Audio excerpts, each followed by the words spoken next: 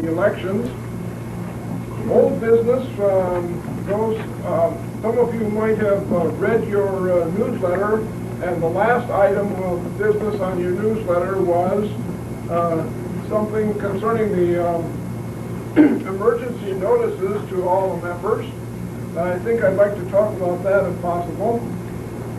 New business, I have some brochures here from different societies and so forth, and there's a possibility that there might be other new business. Does anyone have any new business, old business that should have been properly brought up here, or new business that should be brought up that they can think of offhand? Maybe we'll come across something later on. We received 11 communications so far since last month, or since our last meeting. We delivered, or I can report on the newsletters, and then we have the Wayne Police Department here this evening, and they're going to tell us a little bit about the department. Does anyone have anything to add to the agenda? If not, let's have the minutes, please. The meeting was called to order at 8 p.m. by President Jim Gillespie, and the agenda was presented. The minutes of the April 13th meeting were read and approved. The treasurer's report, showing a total balance on hand of $10,674.29, was presented and approved subject to audit. Neither Doris Carpenter nor Art Carpenter, who were the election committee, were present at the meeting, though President Jim stated that Art Egelsinger and Gene Cobb had been nominated for the positions of trustee. Since there were no additional nominations, it was moved and seconded that the nominations be closed. The secretary cast a unanimous vote that both be elected. The motion carried. A special board meeting would be held following the program. Under old business, Nelda Gillespie said that the annual ice cream social is set for Sunday, July 9th from 2 to 4 p.m. Hank Gowdy will arrange for a canopy, and Gusty Hill will assist Nelda. Members were asked to donate cakes, assist in any way they could, plan on attending themselves, and above all, do some word-of-mouth advertising to promote the event. Bob Little agreed to repave the sign for Michigan Avenue. Communications received by the society were noted, and announcements of upcoming civic events were made. Our program for the evening followed. Neil Hepburn speaking about his home on Newberry Street, believed to be the oldest house in Wayne. Refreshments were served after the program. At the board meeting following the regular meeting, 5 board members were present. The following officers were selected: President Jim Gillespie, Vice President Jim Simmons, Secretary Gene Cobb, Treasurer Ruth Taylor. It was also decided that our newsletter would be expanded in the future. The board meeting was then adjourned. Respectfully submitted. Anyone have any corrections, changes, additions to the minutes? Okay. The treasurer's report. Excuse me here. Okay, the treasurer's report for the Wayne Historical Society, and this is as of September 14th, 1995. The dues receipts and ice cream social total of $282 was for income, and disbursements were for $32 for postage, leaving the balance from last period was $10,674.29, with the addition of the $282 and the deduction of the $32 for postage leaves us a balance of $10,924.29. You got a copy of that? No, you've got a copy already. Okay. Does anyone have any questions regarding the treasurer's report? If not, it stands approved, subject to audit. Committee reports. I don't know who this gal is, but she commands a lot of respect around my house, and so I guess I better give her the floor now to report on the ice cream social. And I really don't. We had 100 posters printed, and we had none left over after we distributed them to 7 area churches and 20 businesses, banks, apartments, and city offices. We had expenses of $84. The donations were $151, and so we had a total of $67 that we gave to the Historical Society. The volunteers just amazed us. We had such good response. In fact, if we did have to call anyone before we even asked them what we would like them to do, they said, sure, we'll help. And on Saturday, they even called us and said, what can we do? And we were so pleased with that. It all turned out just great. And I sure wish that I would have been around on Saturday when all of you people were doing the no rain dance, because it was great weather. And we ended up with about 135 people came for the ice cream social, and we figure that most of them probably came and toured their museum, which we thought was just great. So I think that's about it. Very good. Did you want to mention that you have that you're going to be there? We did buy a book to have the people sign in, and it will be a book that can be used every year now, and it will be kept here at the museum. And the other thing is, we also have a record of all of the cakes that we had and all of the ice cream that we had to go and buy more of, and all the help that we had, and it was just great. And thank you all very much. It was great. Anyone have any question to the Ice Cream Social Committee? The executive committee report was going to be that we would report on the elections that happened in May of Art Eicheltinger and Jean Kopp re-elected to the board, and then the executive officers as were elected. The thing for does anybody have any questions concerning the executive board report? Old business. Those of you who got all the way down to the bottom of your newsletter noted that I have entitled here emergency notices. It says no one has come up with a plan for quickly notifying our membership in case of emergency. And think about it, please. Thanks. No one has volunteered any program as yet, and I wonder if any of you have thought about a system that we can use somehow to notify. As an example, apparently 2 deaths occurred to members, and there were a few members who didn't find out about it until the obituary came out in the Wayne paper about 2 or 3 weeks later. And we were wondering if somebody had an idea for a system to notify people quicker. So there's a possibility that they could even go to the funeral home for a viewing and or whatever. Does anyone have any ideas?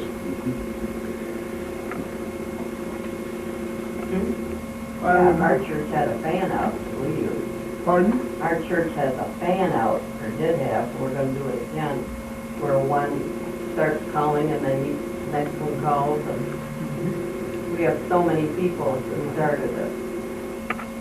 And it always works. Do you think it would work here? It would. You think If you were that notified, the person in charge would notify, and then they go on from there. How many people do you have? we send out 90, we either delivered or mailed out 94 newsletters this last time. Now that will probably be cut down slightly, because some of these may not renew their membership. But that's what we're talking about, something in the neighborhood of, well, probably only about 70 you would have to notify. Are those all paid members? Pardon? Are those all paid members? All Paid members? Really, the only ones that you would be interested are the ones that pay, the other ones. Yeah, these would be all, well, what we did is, as we noted that we said that we were going to use the 94, 95 membership list for this mailing. And then remember I took from Sparky Anderson's comments. He said no more. Zap, zilch, nada, no more. So we probably will be dropping maybe 10 people. That's what we usually do. And oddly enough, we pick those 10 up as we go along. You Yeah. can have a calling committee and each person have 10 names, or how often would this have to be done? Not very often. No, I think it only happened twice in our 94, 95 year. And the only thing is, what we need is somebody else other than me to set this thing up. I was wondering if maybe Willis, could you clear off a place on the table somewhere and have your wife help you? Or secretary, well, nursing home organization. Well, I don't want to belabor this thing too long, but let's think about this, because I find out about things because people call me almost immediately. But for me to sit down and try and call 70 people, it doesn't seem like it's a wieldy thing, and I keep hoping that you would find out some other way. But maybe I'm wrong, I don't know. Your comments would be really appreciated anyway. On to new business. We received some brochures here, and I'm putting them out for you to look at if you would be interested in them. There's a trip to North Carolina by Unigo Tower Bus Company that sent us some brochures. The Historical Society of Michigan is a worthy thing, and if you don't belong, maybe you would like to take a brochure along with you. The Michigan Historical Society also has a heritage route program, and if we have a road in the city of Wayne that you think that might be could be designated as interesting to other people, it would certainly bring travelers or people into our community to look at this particular street or road. It has to be a U.S. route or one of the major thoroughfares. The brochure is here if you're interested. We also received a communication from the Michigan Library Association concerning the Michigan Association of Michigan, the Michigan Association's directory. It's $35 for members, and we're not a member. Non-members are $60. I wonder if we shouldn't allow that to be taken care of by our Wayne Library. If anybody has any comment, let me know. Is there any other new business that should properly come before this body? We received 11 communications from different places. Plymouth Historical Society, Livingston County Historical Society of Howell, Michigan, Historical Society of Michigan, The brochures are available here. Historical Society of Michigan, the Association Directory, Library Directory Association is here. Calipons wants to sell us some type discs for our computers to use for our newsletters, and I would hope that since I'm the one that has to make up those newsletters and I'm not too handy at working the computer, I know the 4 buttons that I have to push in order to come out with what I have here. So, and they're rather expensive, $175 for the thing. I don't think that we as a society would get that much use out of it. We received 2 communications from Westland Historical Commission, their minutes. We have received 3 Canton Township Historical Society newsletters, a beautiful job that they're doing. Uniglobe of Romulus, again, there's a trip through North Carolina. A letter from the City of Wayne regarding Wheelfest, which I think is passed. The Highland Township Historical Society sent us their minutes. The Ypsilanti Historical Society sends their brochure.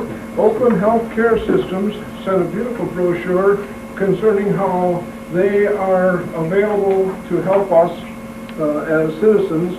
There were 27 branches to serve us. There were 2 Michigan Museums Association brochures or letters.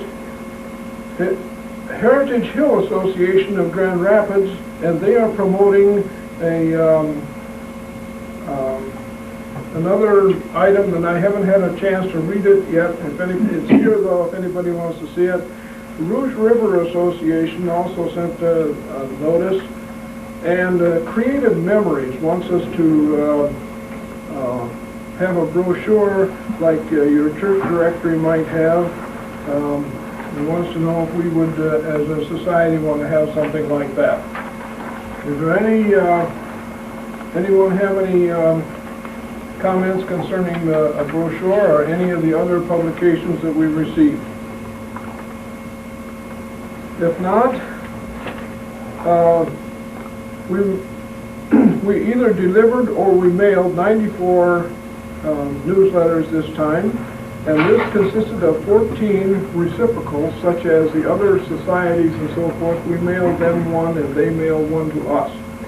And it's interesting to see because we can find some of the things that they do in their society that might be of interest to us. There are 24 light members so far. We mailed out 4 complimentary newsletters this time, and then, in other words, to people who would receive the one issue only. And we also, an example of that would be that we sent one to the Wayne Chief of Police of Wayne, and we thought that maybe he might be interested in the fact that the Wayne Police Department was going to be presenters at our program this evening. Does anyone else have anything that should properly be brought before this association at this time? If not, when I wrote the newsletter, I'm sure that you knew I said it tongue-in-cheek, because I said that there would be a short, we would be beginning at 8 p.m. with a short meeting and continuing the program by your local police department. They have promised to give us an overview of the DARE program that we missed last year, and also to bring along a very special police dog if he's not busy on other business this evening. I know that some of you think that all the police do all day is drive from one coffee shop to another, but I'll bet it isn't so. And I think that that's why these guys have come here today, to make sure that we know that that isn't the only thing that they do, because they have other responsibilities as well. And in order to bring it more vividly to us, we've invited the members from the Wayne Police Department, and I would like to introduce at this time Lieutenant Thomas from the Wayne Police Department.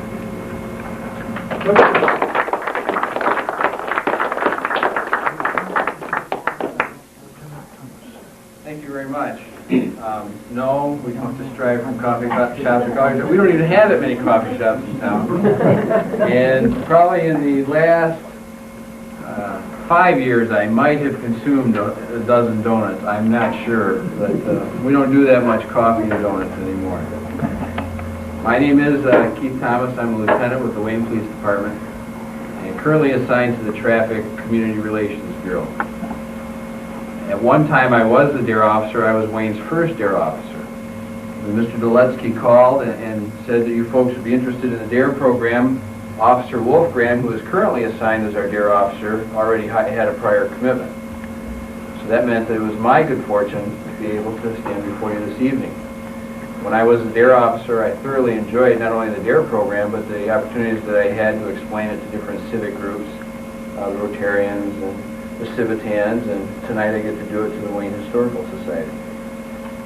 I've lived in Wayne probably 33 out of the 40 years that I've been around, and a lot of the things around here, I can remember what it was like before Michigan Avenue split in half. I can remember what it was like when we had Lazars and Mulhollands, and Mulholland you had to walk down the little steps to get there. And those are the things that I remember from when I was a kid growing up in Wayne.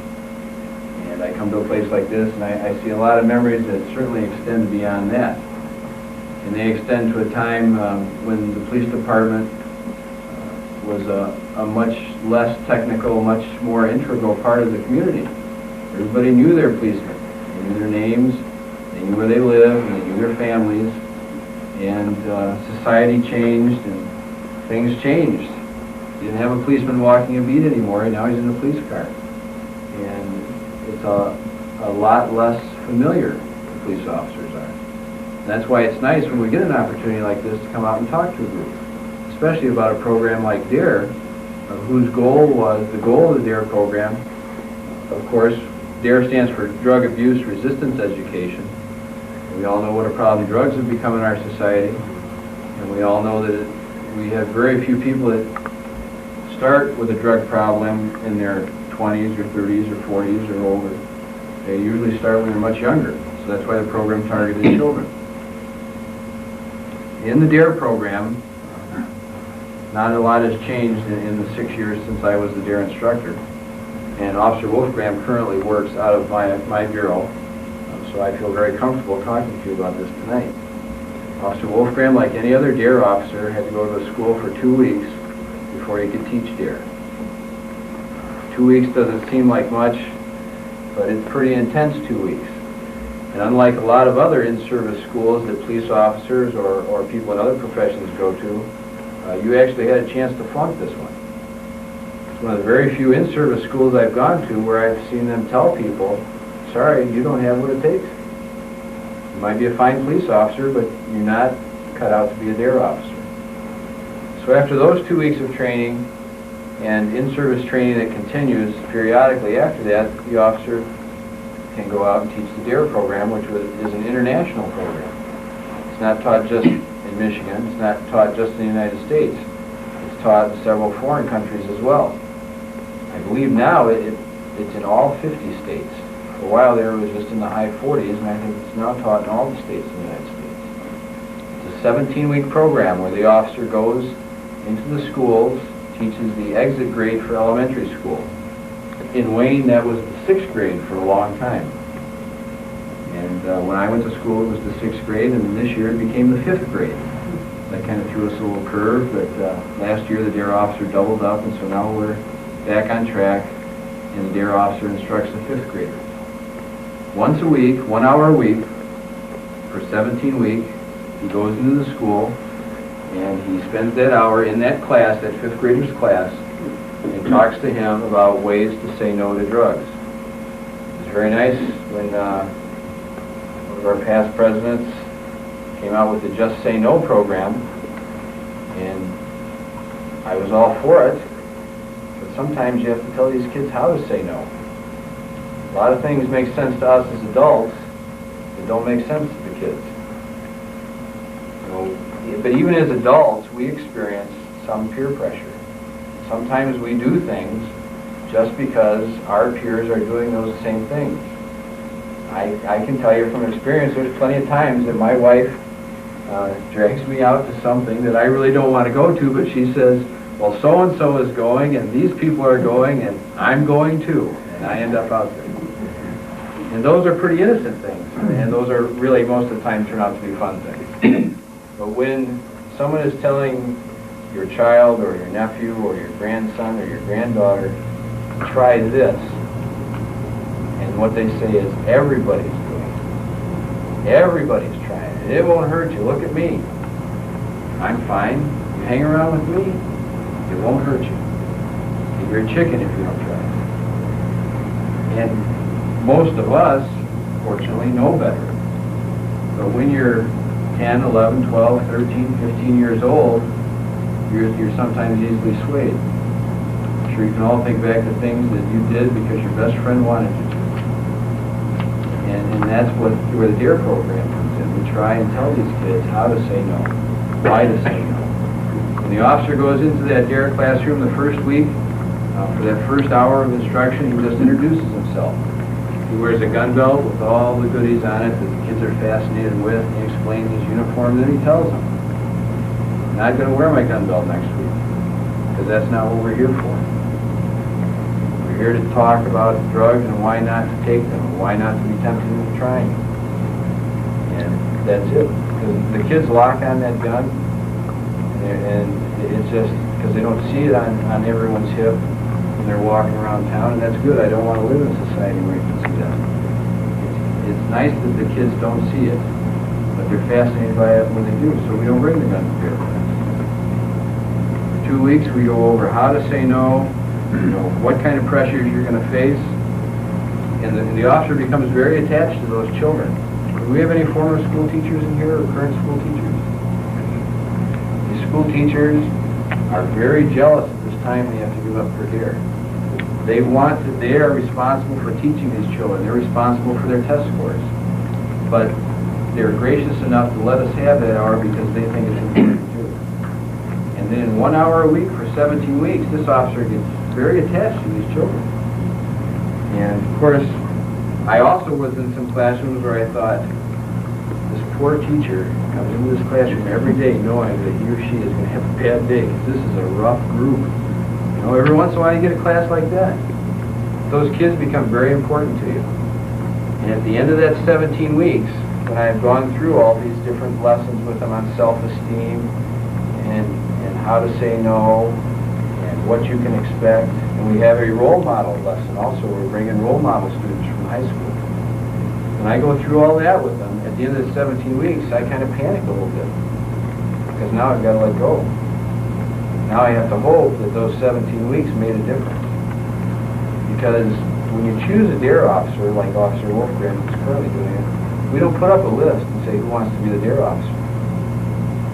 They look for someone that's got that little bit of extra quality that will care about those children. They look for someone that will put a little more effort into that program. I tell you, our DARE officer doesn't get paid for everything that he does. He puts some of his own time into it. Not because we don't want to pay him. It's not because he doesn't deserve to be paid. It's just that's the kind of person he is. Because he's worried about the children. And that's the kind of program it is. And one of the children's favorite lessons is the role model lesson. We interview, we ask for references from the high school administrators. They'll give us the names of students that they think would make good role models. And then we interview them. And what we tell them in that interview is, if you tried smoking marijuana one time and never smoked it again, that's great. You're smarter than a lot of people that we know. But we can't use you as a role model. We don't want to tell the kids you can try it one time and then quit. If you go out every once in a while and have a few beers after the high school football game out in the flats, and that's all you ever do, well, maybe you're not the most evil person in the world, but we don't need you in this program. We don't want to show these kids that that's okay. And we very carefully select, a half a dozen to a dozen of these high school role models. And a lot of them are athletes, and they're active in all kinds of clubs, in student government. A lot of them are going to are going to be going to college on scholarships. And we bring these kids to the school. And those 5th and 6th graders will look at me or you as a parent or a grandparent, and they'll say, you know, that might have been true when you went to school, but you just don't know what it's like now. Things are different now. But when they look at those high school kids, and those high school students can tell them, no, yeah, someone has offered me drugs, and I told them no, and this is why. And yeah, people have made fun of me because I said no, but that's okay, and this is why. And that's why it's one of my favorite lessons, and the kids really enjoy it too, because they're hearing it from someone that's where they're going to be in a couple of years. It's going to be a long time for those 5th graders to get to be a lieutenant at the Wayne Police Department, but it's not going to be that long until they're students over at Wayne High. I think the DARE program is very important. Do I think it saves everybody? No, I can tell you it doesn't. I can tell you I've had the misfortune of sitting in the Wayne Police Station when the officers have brought in former DARE students of mine. But I really believe that there's a couple of kids in there that didn't come in because they listened to what Officer Thomas had to say. It wasn't because Officer Thomas was brilliant. It wasn't because he was a great speaker. It was because the way the program is set up and the importance of the program, that carried itself. I just happened to be there. So it is an important program. It's good for the community. It's good for the police department. Kids get to know police officers like they never would have had an opportunity otherwise. Otherwise, they're just someone that pulled Dad over when we were on our way home in a hurry because Mom had to go to the bathroom. And gave him a ticket. And, you know, and Dad was cussing him out under his breath the whole time. They get to know him on a little different basis. I'm going to be around for a few minutes afterwards. If you have any questions about the DARE program, I'd be happy to answer them. I can tell you I have a lot of very special memories about the DARE program. All the kids are very special. One of my first DARE students happened to be my daughter, who's a senior over at Wayne High this year. She's a good kid. And I'm just very proud to be able to be her DARE instructor because I believe in the program. At the end of the 17 weeks, they have a graduation. A lot of the community leaders come out, the mayor, someone from the council, the police chief, the fire chief. Sometimes we have county commissioners or state representatives. It depends on if it's an election year or not sometimes.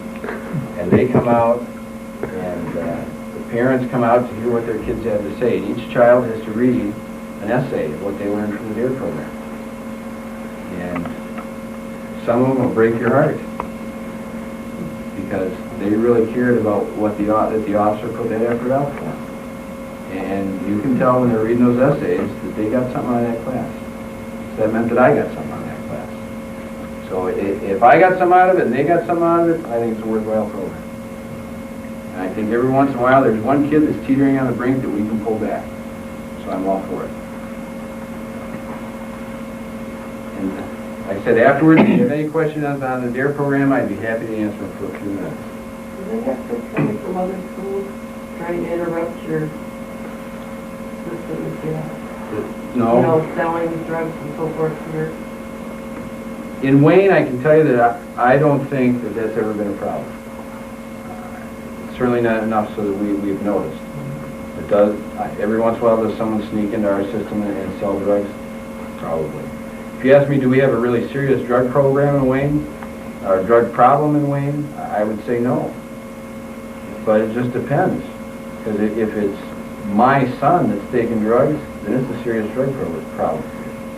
And if I don't know anyone that's got a drug problem, and I just look like I do from my position at the Wayne Police Department, and see how many people are using drugs in Wayne that I know of, I can say, I don't think we have a serious drug program.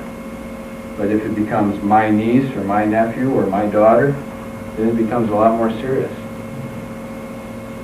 So that's what we're trying to prevent. And I used to tell people it's like the old Fram oil filter commercial. You can pay me now, or you can pay me later.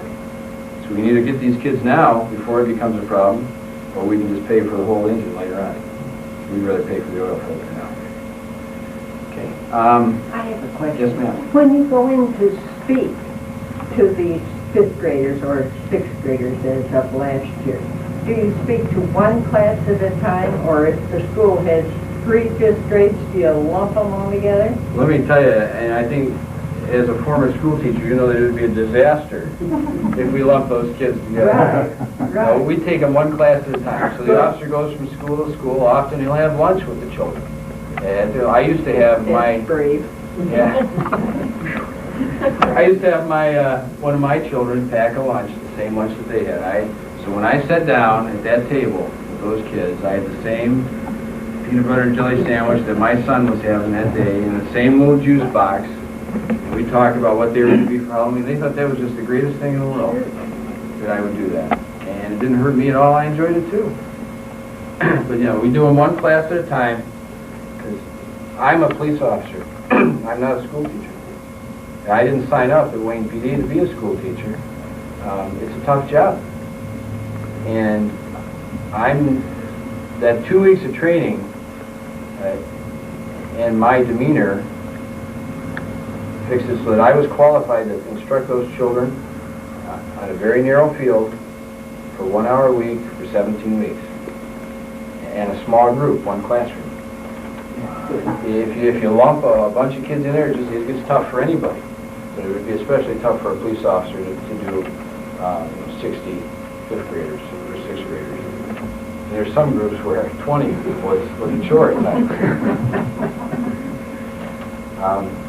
It's also my pleasure this evening to have with me Officer Foley from our department.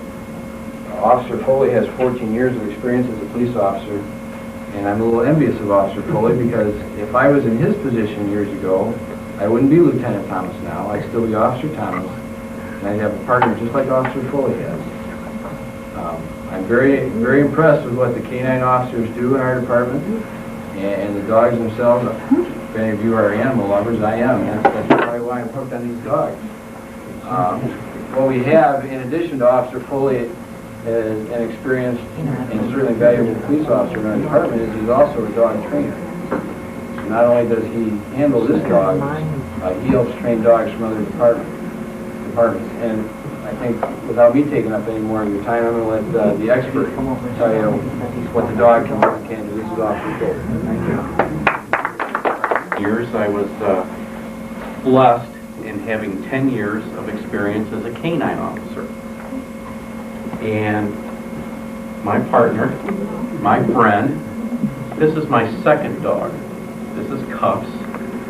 My children named him, thought it would be appropriate for police work. Cuffs is a 15-month-old German Shepherd. He's just starting out, so he's new to everything. Matter of fact, this is only his second demonstration. But I'm going to give you a little bit of history, since this is the Historical Society, about police canine and the work.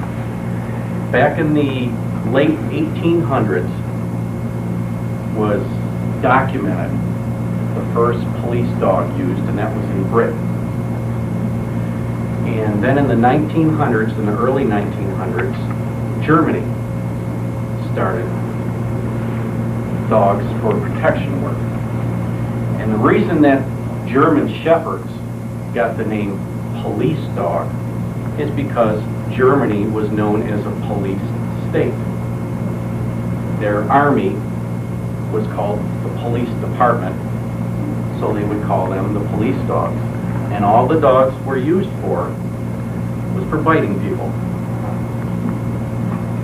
So unfortunately, that moved on in the years, where it was brought to the United States. The first police dog in the United States was around the 1925-26 era in Boston, used for the same thing, for biting people. So this went on all the way through the 1960s, as we can remember, the riots, and the dogs were used for biting people to try and control people. And we all know what a bad time that was in the 60s and the early 70s. We kind of want to try to forget it. Well, that's kind of the same thing that we're doing right now with police dogs. During the 1980s, most police departments gave up their canine programs because of liability. They couldn't have a dog come out and just bite anybody. Get sued, cost the cities a large amount of money. And what was their purpose? We're a civilized nation. We shouldn't have to put up with that. So after the departments got rid of the dogs, they started to realize that canine use should be for something else. And that's what's on the end of their face, that big nose. So back in the early 80s, late 80s, we started bringing the dogs back for their nose at a time when drugs started to become a problem again in the United States on a large scale. So now, in the 1990s, we use the dog mainly. 98% of this animal's work is because of his nose. His nose is 280 times better than our nose. His nose has an ability to do something that we can't do, and that's separate scents. If I was to hold a skunk here and a rose here, I think you and I would smell the skunk, wouldn't we? It's overpowering. He can smell both. He has that ability, which you probably heard the stories about the drug dealers covering the dope up with the coffee or putting it in the gasoline. Well, the dog can smell the drugs through that. But more than the drug work for the police dog, in relation to city use, we still have to have a dog that doesn't go around biting everybody. So we changed our training. The first thing they used to look a dog for is to see how tough he was and to see if he was mean enough to hold up to somebody coming at him. Well, we flipped that. We do the complete opposite now. When we go look for a dog to be a police candidate, we look for the friendly dog. When I come up to him, I want to be able to pet him. I don't want him to get scared and run and try to bite me. We want him friendly. And then we take a little tennis ball or something and see if he likes to play. That's how we start the candidate. We don't want a mean dog, we want a friendly dog.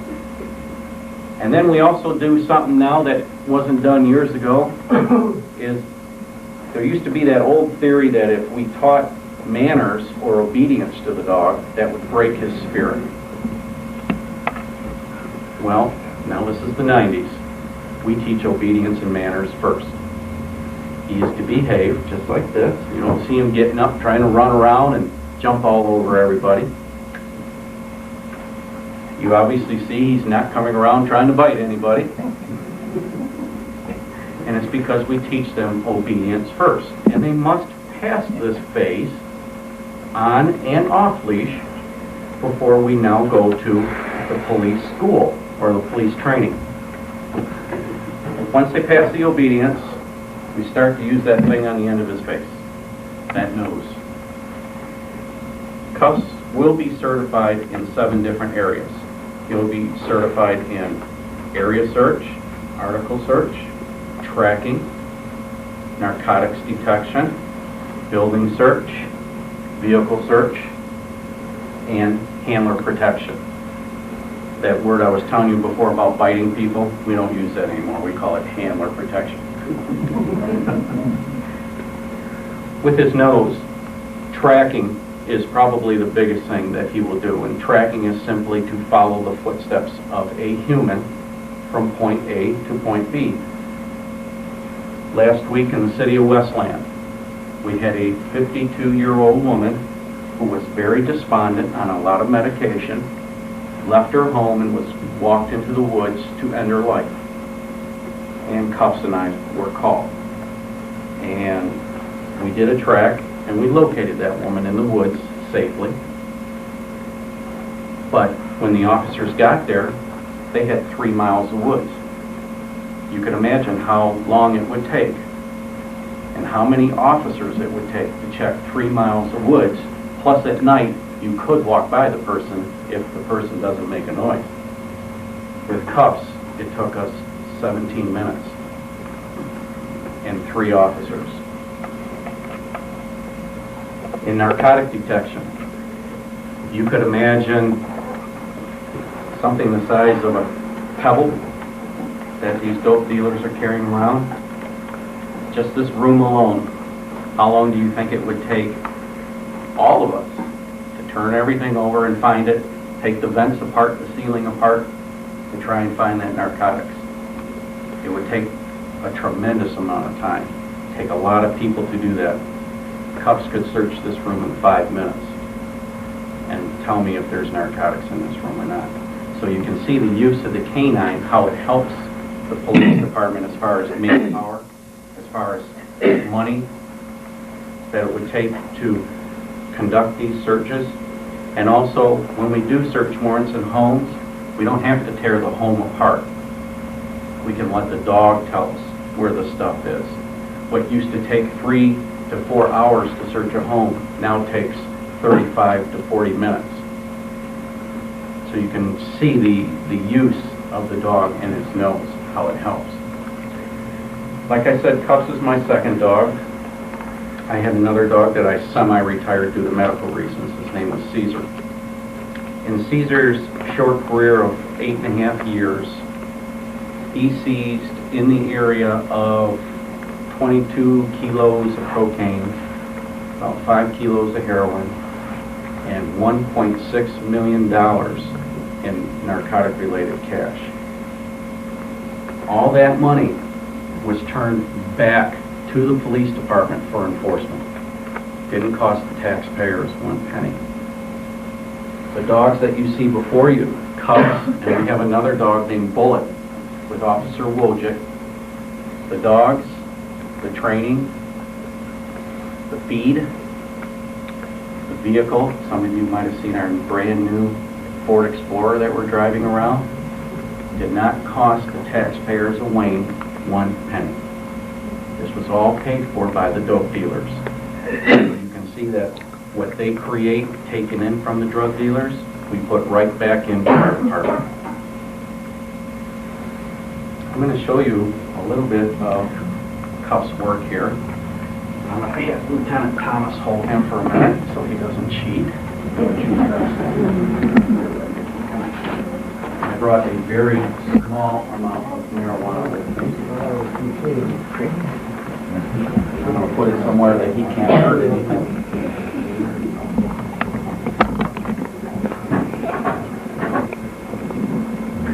It's really allergic because you couldn't see Terry for it always bothers him. Just like that full grown.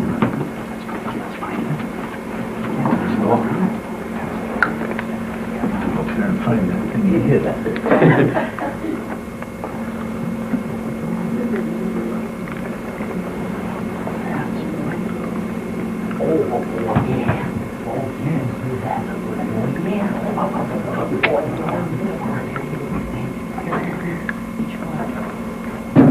Show you what he works for. Good boy, yeah, come on. Well, one underneath.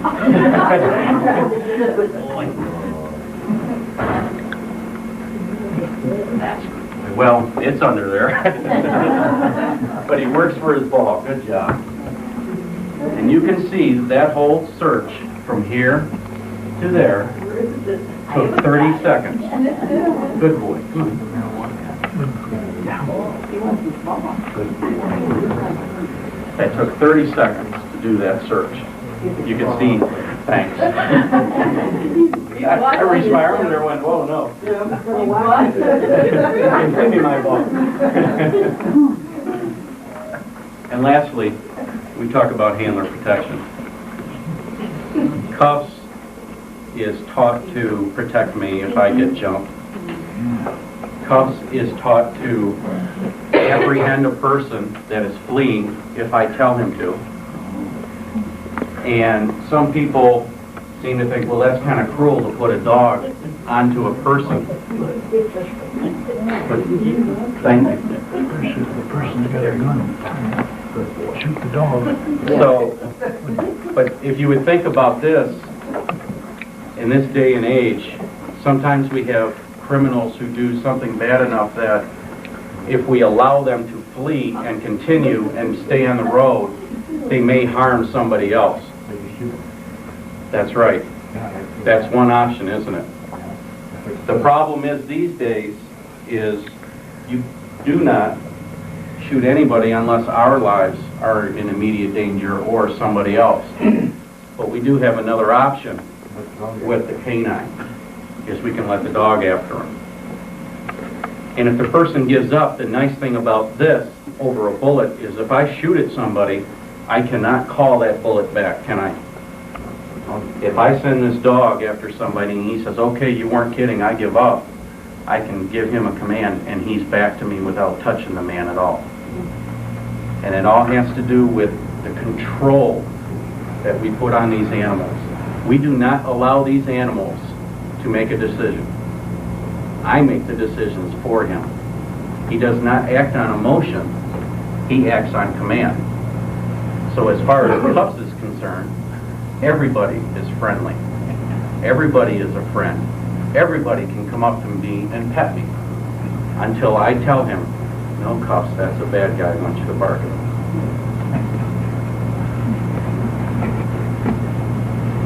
Well, Your canine unit, I noticed somebody died last week, and I saw your car out there.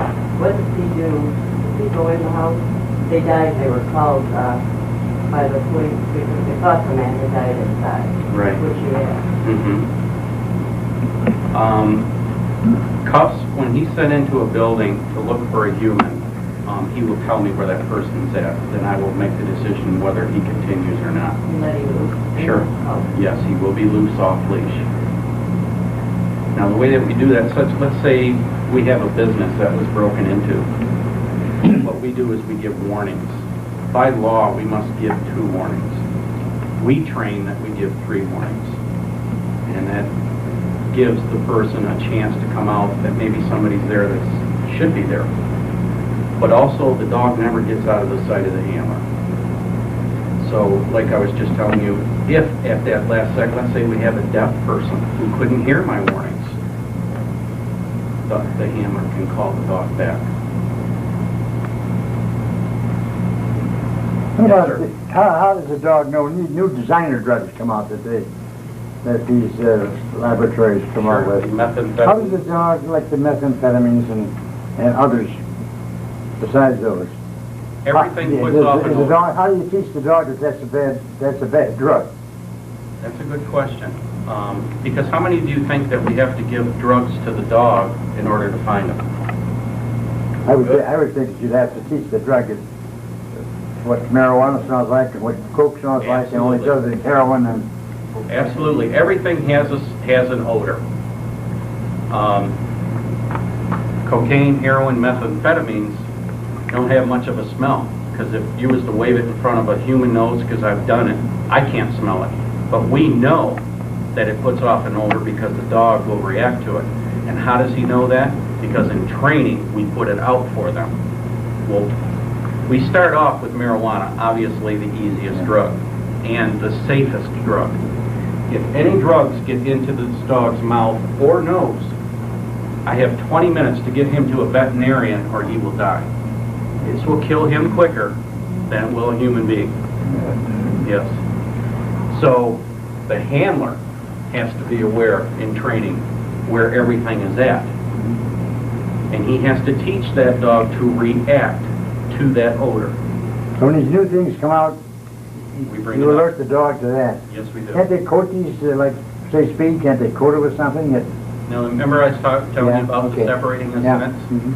Oh, they've tried everything. You've seen that green gel they sell for putting on your bushes and stuff so dogs don't go to the bathroom on your bushes. Yeah. It's supposed to affect them. Well, they try to put that on drugs too, and it doesn't work. That ability to separate senses is just unbelievable. They can smell just about through anything. You know what? This was across from me the other day. They didn't bring no dogs here, but my neighbor across the street, over a year ago, a little bit longer now, he had a truck bust over there. They were calling it the West Van. There's about 6 over there, so they went in the house, they knocked, his girlfriend's house, they knocked holes in the walls and had whole furniture, everything apart. Did they have a dog there? Nope. No. No, this was just before that. Yeah, that's what we are trying to avoid. But they were in there for a while, and when the garage door was open, they were going searching through everything and all that.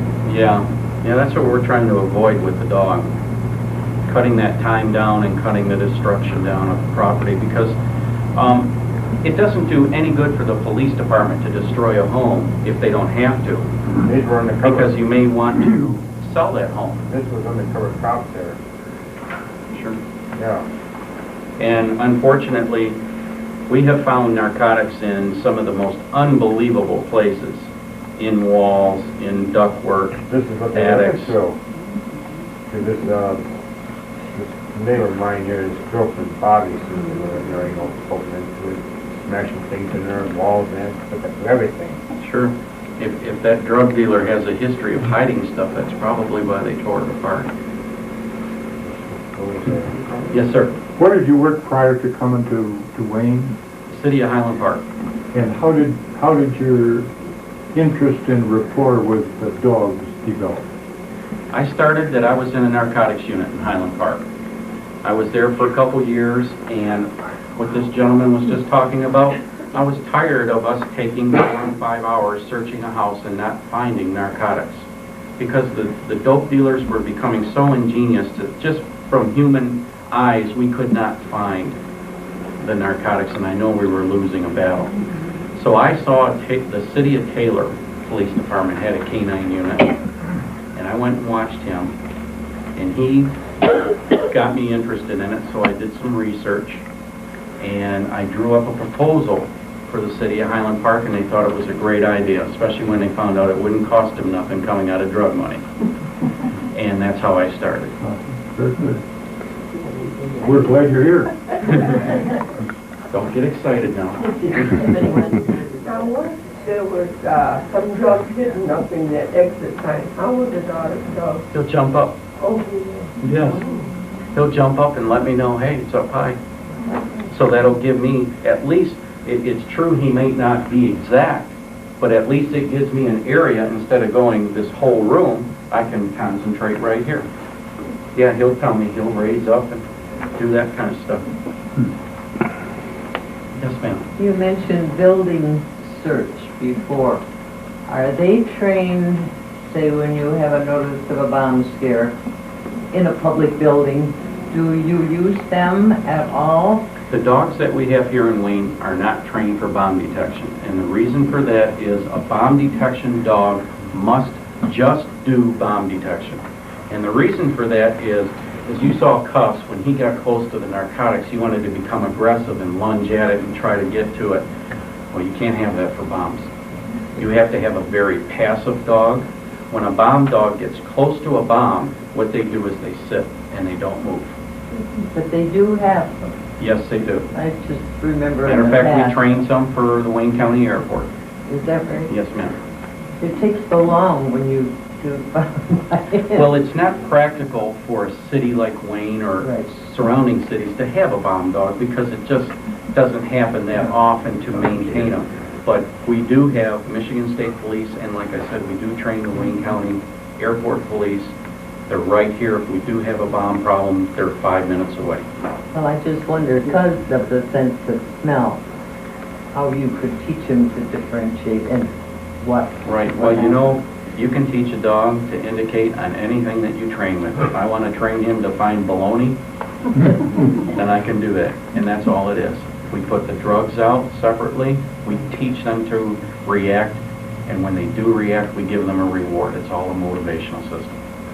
And it's all very cheap. For drugs, they get a ball. For finding, let's say, a gun that was thrown by a bad guy, they get a biscuit. How young do you start? This age right here. 15 months? Anywhere between 14 months and 2 years, we like to start. Kind of like their teenage years, where their brain is a little bit more developed, where they can retain some of the stuff. We don't want to get them too young when they're puppies because we want them to be puppies and have fun while they're little and go through their little stages like children. But once they get old enough, now we're going to start teaching you, and you're going to behave, and some rules. He does work a lot of hours. We've worked a lot of hours this week. But as you can see, this is what we want, though. We want a dog who comes in and relaxes. We don't want a hyper dog jumping all over people and misbehaving. This is what we want, and he's doing very well, I might add. Is his training over now, or does he want? Absolutely not. The initial training is for 3 months every day. After that 3 months, that by no means means that they're ready. What we're saying is now you can go to phase 2, which is on the road. But while you're going on the road, you must return to the school 1 day a week. And that 1 day a week is what we call maintenance training, and it continues until the handler and the dog teams separate. So my last dog, we were 8.5 years, so for 8.5 years, 1 day a week, we went to training. And that is for a couple reasons: to keep the dog sharp, to keep the handler sharp, but also for liability purposes. The Supreme Court has put in rulings that dogs are recognized for police work as long as there's maintenance training. Yes, ma'am. When you sent him on the search there, did you show him what it was that you were searching for, or just... No, it's just by the way that we start. Each task that Tufts and I have, we start differently. If you notice, I put him in a sit and I started him on that big collar. He knew right away, okay, I'm going to do a dope search just by the way that we started. If we were going to do a trap, he has a harness that goes over his belly, so it's non-restrictive, and I'll put a leash on the end of it and I'll start him laying down, and I'll tell him, okay, find it. He knows just through training that okay, now we're looking for a human. So he knows his different tasks through training by the way that we start him.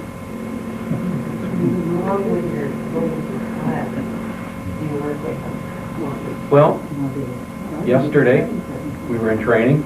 We started at 10 in the morning and we got done at 11 at night. What do you do during the class? Well, we first started out, we went to a gun range. We make these dogs neutral to gunfire. So in other words, anytime a gun goes off, no matter if I'm firing or the bad guy is firing, the dog doesn't react to anything. He just sits there and goes, yeah, that was a gunshot.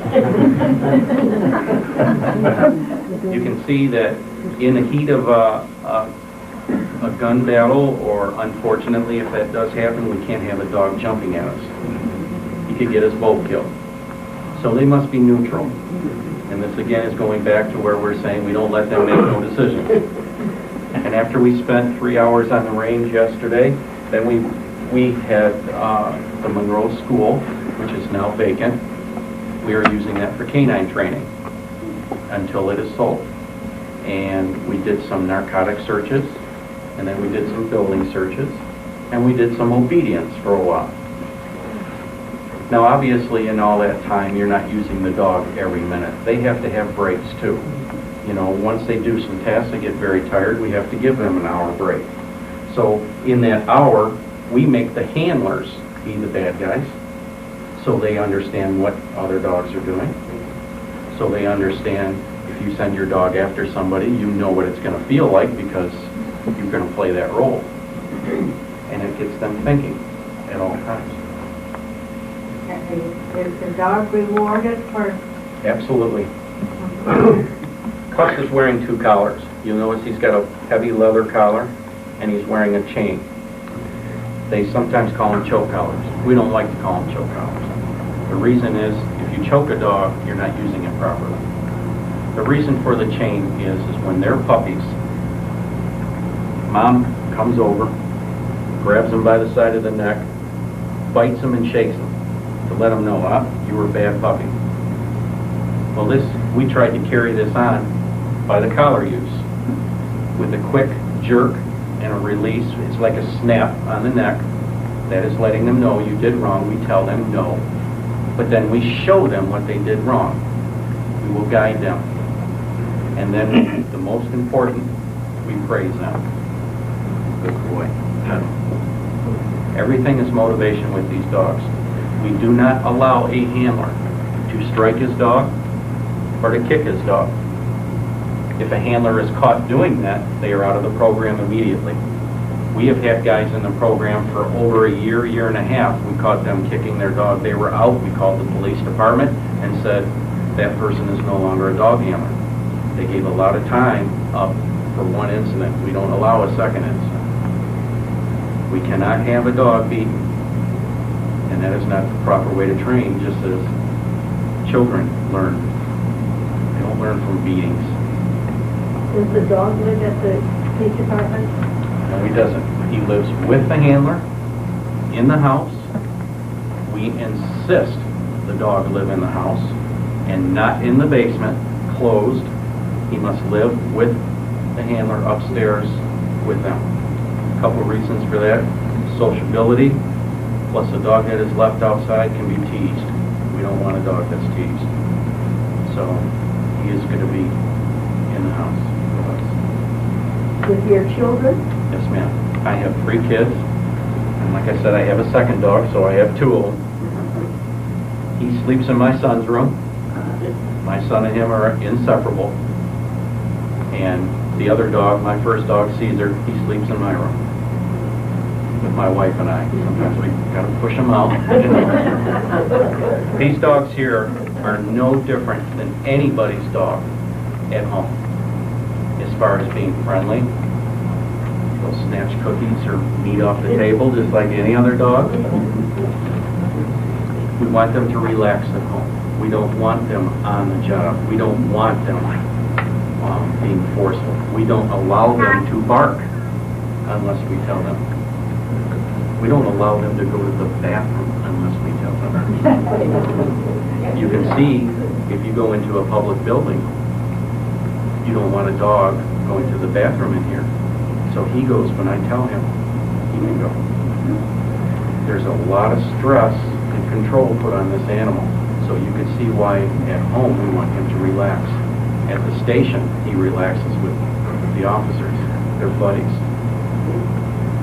Does Pup just react to your command? What if another handler is in your command? That's a good question. We train for that. We set the dog up. In all our training, the only way that you can fix a problem is to create the problem ahead of time in training and try to fix that. And we do that. We will have other handlers come up to our dogs and tell them sit or try to bark, and if they do, they get corrected. So they learn just to listen to their handler, and that's it. And some of you might have heard other handlers use foreign languages. We use American. We feel that if an officer is put under stress, he is going to revert back to what he is taught, and it is English. So we teach English to the handlers and for dogs' commands. We don't use no foreign language.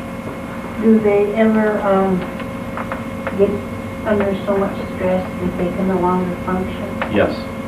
Yes, they do. And that is our job as a trainer to recognize those types of problems. Sometimes, now I've only seen it once, and we train 23 different departments, including 3 from Ohio, 2 from Indiana, and 3 from Canada. And I've seen it once, where the dog, from what we believed, became stressed out because he was acting normally, and then all of a sudden he wanted to be disobedient and wanted to go after people. Age is a contributing factor? Age does have a contributing factor to that. We like to use the dogs between 8 to 10 years, but that always varies depending on department on how often the dog is used. My last dog, Caesar, he was used on an average of 280 times a year. So he was used quite a bit, and we put in a lot of hours. Is there any difference between this kind of a dog and a dog that's used in the Army, the canine division? Yes, and that has to do with just training. Most of the stuff in the Army is like sentry work, where they just guard gates and stuff like that.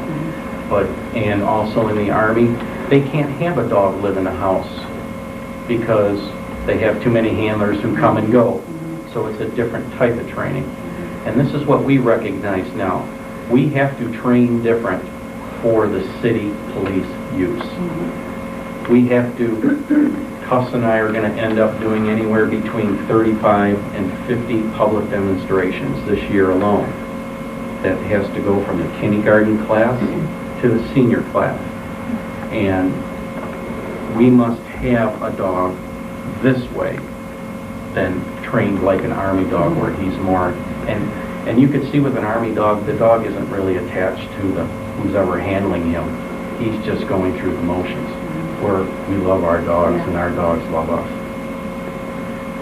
Yes, ma'am. How does he react to a cat? A cat? We make these dogs neutral, not only to gunfire, but to other animals. They are not allowed to go after anything, period. We'll be tracking in the city, and if he went after every dog in a backyard, we'd never get the bad guy.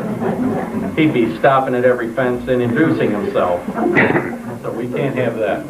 They are neutral to animals. They are friendly to everything unless they are told. You always use the male and female? Well, we do have some females that we train, but I will tell you the males are a little easier.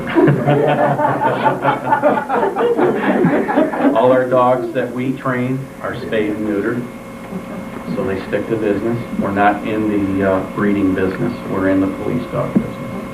And is this the only kind of dog you train? The German Shepherd is the best breed that we like to train for entire utility use for all the tasks. And the reason for that is we like the Shepherd's intelligence, we like the Shepherd's nose ability, and the Shepherd can handle all the weather that is thrown at them in Michigan. They can handle the extreme cold to the extreme heat. Where certain breeds, like you might have heard Dobermans or some of those other types of breeds, they can't handle the winters because their paws freeze up right away. Well, that doesn't do anybody any good if you get a dog out and his paws freeze up in the ice. So we like the Shepherd for the all-around use, but we do have Labrador Retrievers, Golden Retrievers. We have a Vizsla, which is a small little hound trained for narcotic use. And that's all they do because it's just a specific task that they do, and they're not driving around the city doing the entire task that these shepherds do. Well, if that's it. Foley, one more question. Now that Tufts is on a police department, has he acquired a taste for coffee and donuts? Oh, that's a tough one. And you know the sad, I go to the donut shops, and you know who they want to give the donuts, the dog, not me. You're right. You know. And you know what? I think I take care of him better than I take care of him. I said, no, he can't have any. It'll make him fat, but go ahead and give me one. Thank you very much for having me.